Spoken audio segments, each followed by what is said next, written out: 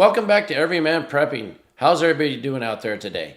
Well, there's 60 million people in a country that are not doing very well. Their country is on the verge of collapse, civil war, due to a grid down and rolling blackouts that last over 12 plus hours. We're going to go through what country this is, how we can learn from this. It's a real-time event. It's going on right now. So what can we learn from this? And then after that, how would you prepare? I would ask you guys to give information what you're doing, and I'm going to give you some options, what I think you should do if this situation comes to your country, to where you're at, to your state, because more than likely, the way things are going, it will happen. So we might as well learn from what's going on right now in this country. So before we begin, please like, comment, share, and subscribe, and let's get on with this article here. So we are talking about South Africa. They're getting different government agencies over there and different embassies telling people to stockpile food and water because South Africa faces a civil war conditions if the power grid collapses. So there's 60 million people there on the verge of collapse amid rolling blackouts and warnings of civil war. This is a BRICS nation, so it'd be interesting if Russia or China or India come to the aid of South Africa to help them out with their problems. In this video, we're not going to really go through why they're having electrical problems, what's causing it. We're going to go through what's happening because of it and what people are facing and how you can prepare for that. So, by the way, 60 million people, what does that equate to like in the United States? Just to give you an idea so you get a scope of this. Well, I added up the least populated states, starting from the least populated and then gone up. To get to 60 million people, you get to about 27 states. So 27 states, more than half of the country of the least populated states, get you 60 million people. So that's the scope of this. It's a lot of people, a lot of area. So just imagine if that happened there. Could it happen here? Yes, it could. And we need to, prepare for it. And let's look at what's going on over there to get ready. So it says Western embassies, including the United States and Australia, have advised their citizens to stock up for several days' worth of food and water and be on high alert during the extended blackouts sweeping the country. First thing we're going to talk about, I'll stop there, is several days' worth. There's another place where you're going to see they recommend 72 hours worth. We'll get to it. 3 days isn't enough. Think 30. I know if you don't have 30 now, if you're new to prepping and you're new to the channel, 3 days is great, but 3 days isn't going to get you anywhere in a situation like this. And I'll get more into that later, but 3 days is not going to cut it. Let's see, the president of South Africa, Cyril Ramaphosa, declared a national state of disaster on February 9th, so it's been going on for a while, in response to the record electricity shortages. They have state-owned electricity.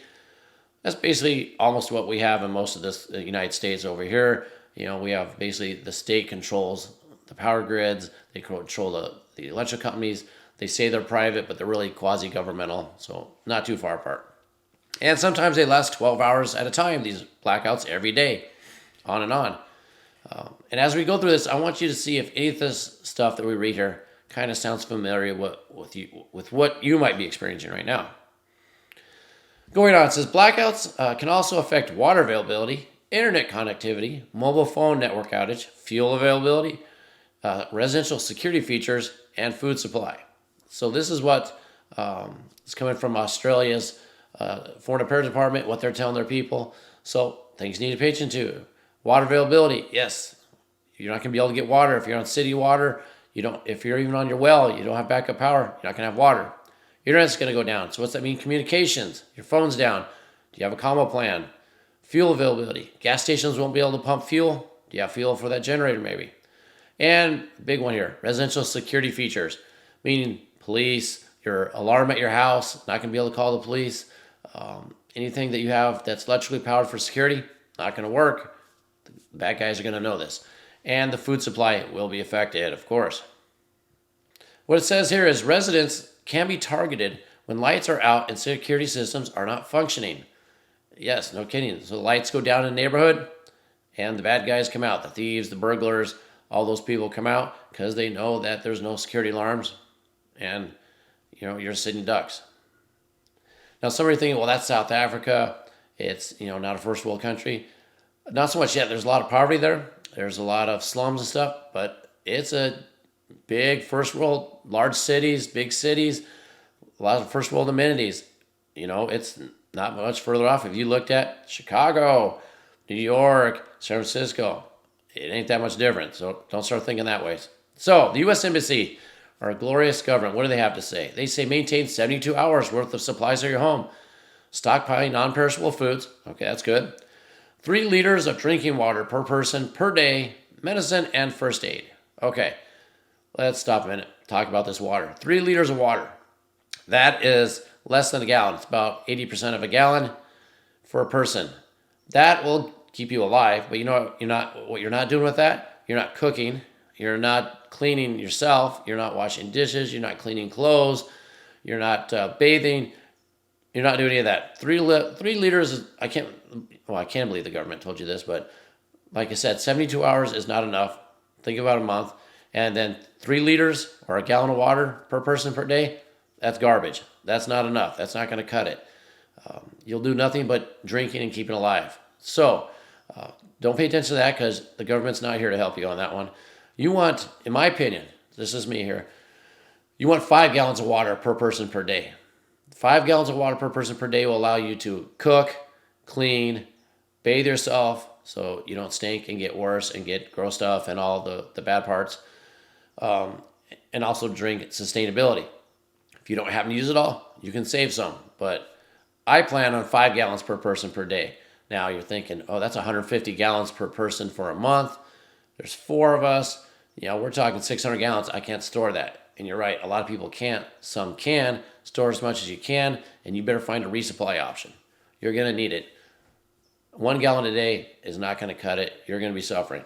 All right, moving on. It says here, they said one of the biggest dangers was the amount of time required to bring the system back online from a total collapse. So if these rolling blackouts cause a total collapse or their system just goes down, it would take 6 to 14 days to restart the grid. Maybe. So you're talking 1 to 2 weeks of total blackout. And it says here, this is the official from South Africa, warned of mass looting and civil unrest if the grid collapsed.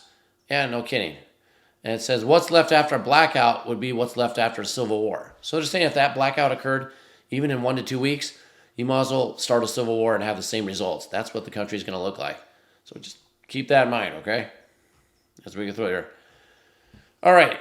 It says going on right now. So with these intermittent blackouts and these rolling blackouts, 12-hour things, load shedding they're calling it, it says we're seeing an increase in coordinated attacks on water, power, comms, and communication infrastructure. Any of that sound familiar? What's maybe going on here? Attacks on the water system? Yeah, maybe. Power system? Yeah. Power grid's going down. Attacks on communications? Yeah. Other stuff? Okay. Stuff happening here also. Looting is no longer a daily thing, but it's now become more structured and guerrilla planned. So they're getting organized gangs looting now. And there's other stuff that, the fire and the police can't respond. They're not responding because there's no power, so you got to take care of yourself. He said that the cost of living is insane with medical aid, a luxury that most can't afford, and food prices are going through the roof. Any of that sound familiar?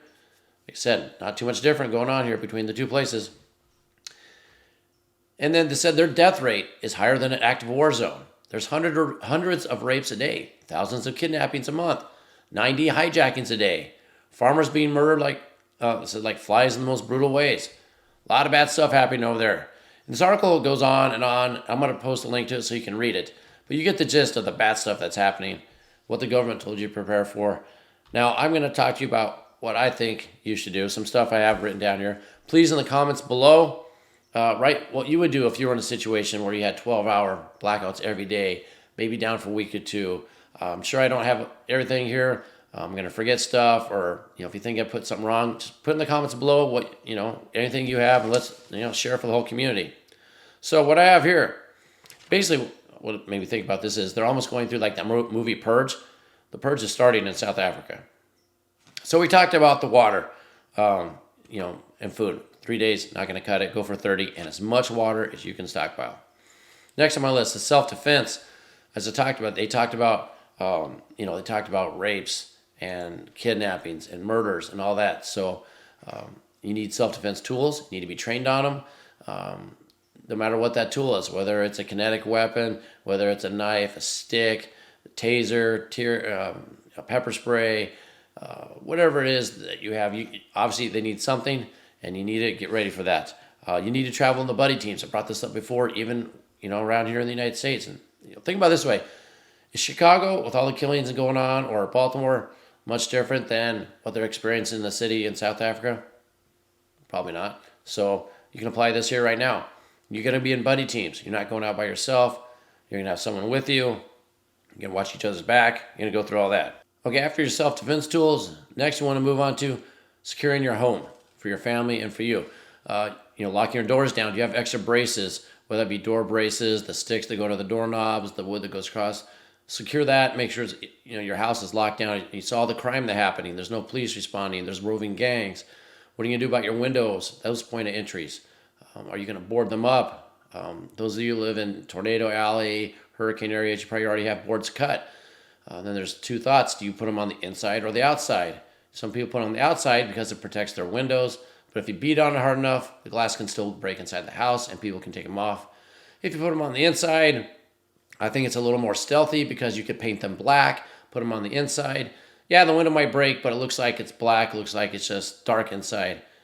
Decide which method is best for you, but you might want to board the windows up, have a way to do it. Make sure there's a couple that you can easily remove so you can get out, egress in case of fire or emergency.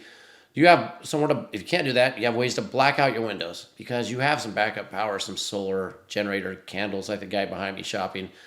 You're going to put those up so no one can tell you have lights, so no one comes for you. Think about that.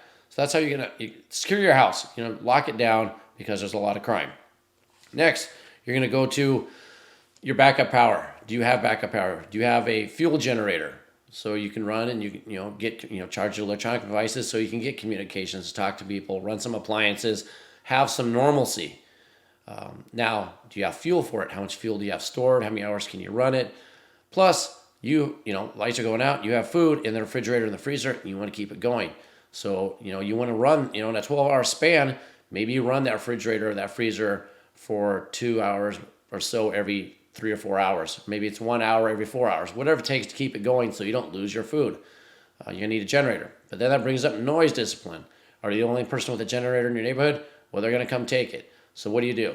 Well, do you put plywood around it to dampen the noise? Do you put it inside of a shed, an insulated shed type building with an exhaust port so you can keep the noise down? Do you dig a hole? I've seen where you can dig a hole in the ground. You roll your generator down there, enough space for the exhaust to get out the wiring, and then you put a thick plywood on top. So make sure you have enough air to get in. You got to make sure there's air going in, out, but you got to dampen that noise, right? So you can kind of keep it down, keep your noise discipline. Do you have solar generator? So of course that's no noise discipline problem, but make sure it doesn't get stolen, taken. You have to take it in every night. You put the solar panels out every day, charge your power. You're gonna need some backup power to run not only your freezer and refrigerator, but have some normalcy. Communication devices, small toaster oven, a fan if it's hot, that kind of stuff. You want some normalcy, so have a backup power supply. After that, things to think about is, so they said there's roving gangs, there's looting and theft. At nighttime, for your family, to start with, are you going to have to do night guard, fire watch, like in the old army?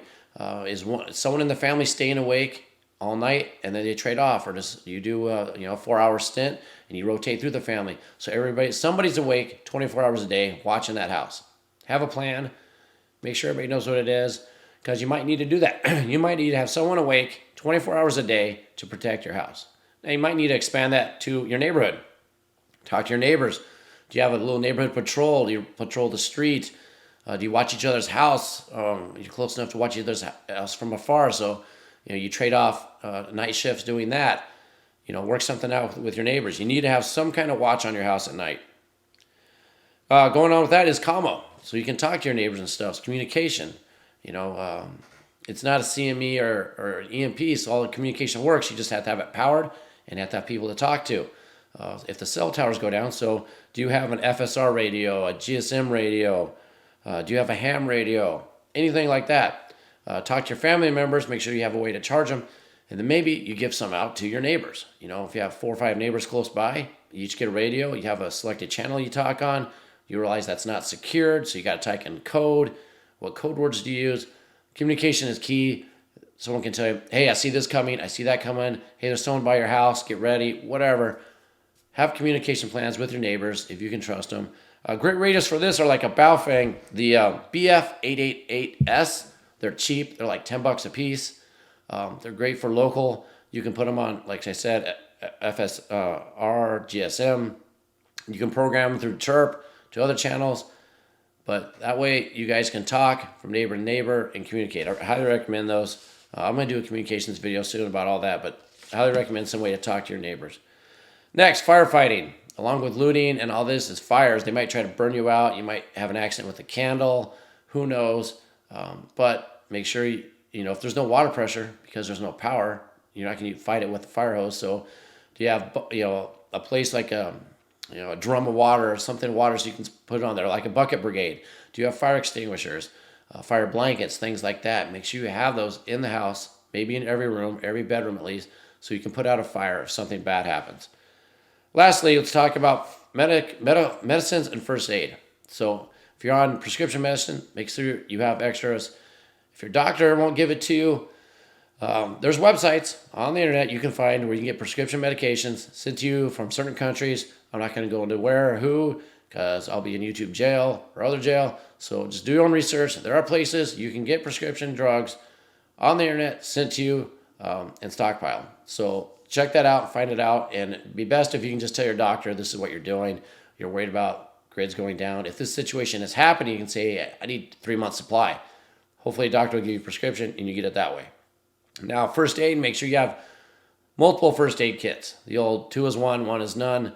Plenty of supplies on hand and the training to use it. That way, if you get hurt or injured, during the blackout, you're not rolling to the doctor or the emergency room. You're trying to take care of the stuff that you can right there. Once again, check in your neighborhood. Maybe there's a nurse in your neighborhood. You can work out something. If something happens, you go to her and ensure you can trade with her, maybe goods, services. That way it's just not her goodwill. She's spending her time and supplies. Maybe you could supply food, water, power, charger stuff. Who knows? But think about all that stuff. That's what I have on my list, just based on this short article about what's going on in South Africa. We need to keep watch this. What are the people going through? What are the deaths like? What is the crime like? What are people doing to overcome? And like I said earlier, in the comments below, write what you would do. Suggestions that you're doing or would do. I don't know if any of my subscribers or viewers are in South Africa, but if you are, please give us an update. What's going on? What's happening down there? What are you doing to overcome this? And anything else that can just help the community. So until next time, and I hope you got something out of this, keep your ear to the ground and head on a swivel.